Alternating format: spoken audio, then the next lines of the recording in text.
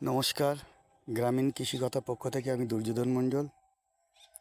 অনেকেই বলে, দাদা আপনার কিভাবে কলা গাছ বসান, তো কিভাবে পরিচর্যা করেন সেইগুলো একবার ভিডিওতে দেখান।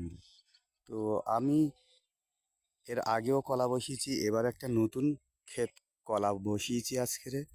তো ক্ষেতটা কেমন পরিষ্কার পরিচ্ছন্ন করে নিয়ে বসানো হয়েছে সে আর কিভাবে বসানো হয়েছে সেইগুলো দেখাবার চেষ্টা করছি। আপনারা দেখতে থাকুন। তো দেখতেই পাচ্ছেন লাইনগুলো সোজা,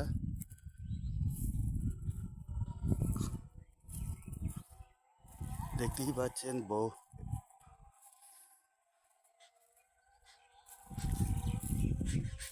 এদিকটা দেখেছেন কেমন সোজা।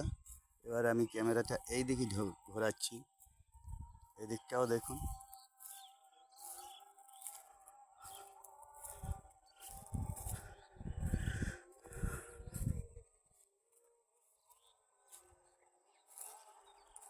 কালকে ছেঁচ দেওয়া হবে যাতে কলা গাছগুলো তাড়াতাড়ি শিকড় দেয়।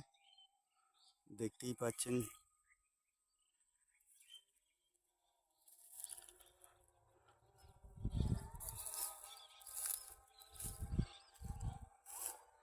আগের যে বাগানগুলো ছিল সে বাগানে কলা প্রায় শেষ হয়ে গিয়েছে। তো কিছু কিছু কলা গাছ আছে, তো পাশেই সেই বাগান, সে বাগানের কলা গাছ শেষ করে আবার নতুন করে বসানো হয়েছে।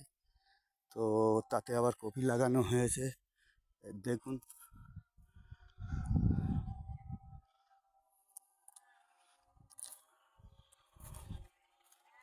দুটো একটা কাঁদি আছে আর খোপা দেওয়া আছে।